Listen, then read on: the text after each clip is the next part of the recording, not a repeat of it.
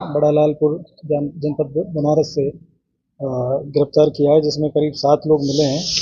जिसमें एक शुभम जायसवाल हैं, ये थाना जमालपुर जनपद मिर्ज़ापुर के रहने वाले हैं। एक धनजीत यादव यादव हैं, ये थाना चंदवक जौनपुर के रहने वाले हैं। एक अजय यादव है, ये थाना चोलापुर जनपद बनारस के रहने वाले हैं। अभय राय पुत्र बहादुर राय, ये थाना बलुआ जनपद चंदौली के हैं। अविनाश राय हैं, ये थाना अंडाल जनपद पश्चिम बर्धमान आसनसोल पश्चिम बंगाल के रहने वाले हैं। एक शुभम यादव हैं, जो कि थाना चोलापुर जनपद बनारस के रहने वाले हैं। और पीयूष यादव है, ये भी थाना गोरा बादशाहपुर जनपद जौनपुर के रहने वाले हैं। और इन सब लोगों के पास से करीब 15 लाख रुपए का सामान, जिसमें 51 मोबाइल फ़ोन इनके पास से बरामद हुए हैं, 4 लैपटॉप इनके पास से बरामद हुए हैं, और 42 एटीएम कार्ड हैं, 13 बैंक की पासबुक हैं, और करीब 80 सिम कार्ड इनके पास से मिले हैं, 4 बैंक की पासबुक मिली है, और एक फाइबर का जो राउटर है वो इनके पास से बरामद हुआ है। और ये पांडेपुर में एक जो मकान है, 2 मंजिला मकान था, उसको किराए पे लेके इन्होंने वहाँ पे एक कॉल सेंटर यहाँ पे बनाया हुआ था। और इनके सारे अकाउंट्स और इसकी हमें जानकारी की गई तो करीब 208 बैंक अकाउंट इन्होंने खुलवा रखे थे, और उसमें करीब पिछले 6 महीने में 95 करोड़ का ट्रांजैक्शन इनके अकाउंट में था। और इनके जो सभी 208 अकाउंट हैं, उनमें से जिन जिन अकाउंट में पैसा था उनको फ्रीज करा गया है। तो करीब 1 करोड़ रुपए की धनराशि उसमें फ्रीज कराई गई है। और ये लोग काफ़ी दिन से यहाँ पे काम कर रहे थे। आजमगढ़ में जो यहाँ पे जो छापा पड़ा था, उसके बाद जो लोग गिरफ्तार हुए थे, तो इन लोगों ने अपना यहाँ से जो बाकी जो गैंग मेंबर थे, उन्होंने अपना स्थान परिवर्तित करते हुए और ये बनारस में इन्होंने अपने आप को शिफ्ट कर लिया था। और वहाँ पे ये लोग ऑनलाइन गेम्स, जो क्रिकेट बज के नाम से व्हाट्सएप और टेलीग्राम के माध्यम से ये लोग उसका एडवर्टाइजमेंट करते थे, और उसके बाद में सोशल मीडिया, इंस्टाग्राम, फेसबुक और इनके माध्यम से लोगों से संपर्क बना के और ये गेम खिलाते थे। और गेम के नाम पे उनको पैसा जितवाना, दुगना तिगना करने के नाम पे लोगों को मोटिवेट करते थे, गेम खिलाते थे। और उसके बाद में जब वो लोग उसमें इन्वॉल्व हो जाते थे, उसके बाद में जब बड़ी धनराशि जब लोग लगाते थे, तो उनका पैसा ये लोग उसमें से निकाल के और अपने बैंक अकाउंट्स में, अलग अलग बैंक अकाउंट्स में ट्रांसफ़र करके, और फिर उसको कई चैनल के माध्यम से बाद में या तो किसी कंपनी के अकाउंट में ये लोग ट्रांसफ़र कर देते थे, या फिर उसको कहीं एटीएम से जाके उसको विड्रॉल कर लेते थे। और ये जो पूरा गैंग है, ये वहाँ पे अलग अलग इनको काम मिला हुआ था, और ये लोग वहाँ पे काम कर रहे थे। तो ये काफ़ी एक ऑर्गेनाइज तरीके से इन लोगों के द्वारा ये काम किया जा रहा था। और इसमें जो टोटल जो लोग पकड़े गए हैं, 7 लोग पकड़े गए हैं। और ये 7 जो लोग हैं, इनमें से मिर्ज़ापुर के 1 हैं, जौनपुर के 2 हैं, बनारस के 2 हैं, चंदौली के 1 और एक पश्चिम बंगाल के हैं।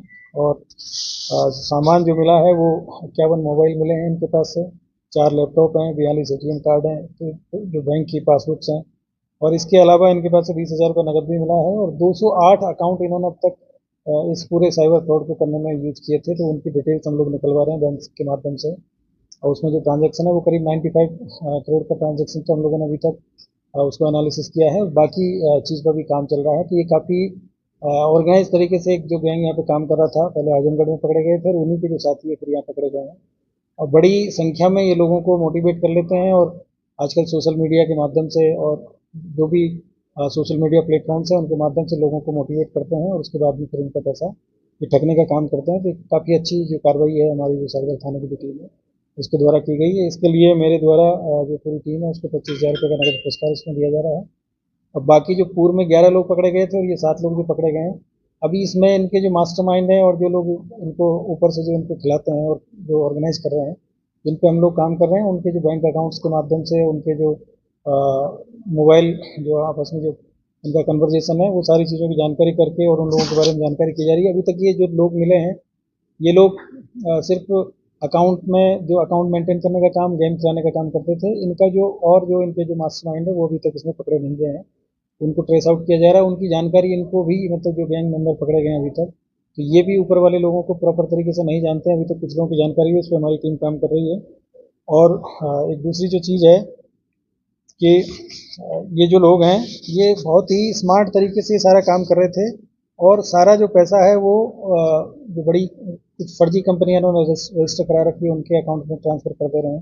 कुछ लोगों के द्वारा एटीएम से विड्रॉल करके और कुछ सामान की परचेजिंग भी की गई है। तो हम लोग इस पे काम कर रहे हैं। और इसमें इन्होंने जो मोबाइल जो होता है इनके पास में, जो इनसे भी जो लोग संपर्क करते हैं, तो उसको इन्होंने कॉल स्पूफिंग करके, और उसमें जो नंबर है वो इंटरनेट कॉलिंग का नंबर होता है, और अभी तक जो नंबरों की जो इन्होंने जो पता चला है कि इसमें एक जो नंबर है वो श्रीलंका से जुड़े हुए हैं, एक यूएई के जो उनके जो पिन कोड है वहाँ के जो सब्सक्राइबर जो कोड है उसका यूज इनके द्वारा करके और इंटरनेशनल कॉलिंग करके ये लोग इस तरीके से लोगों को मोटिवेट करते हैं जिससे कि वो पकड़े ना जा सके मतलब।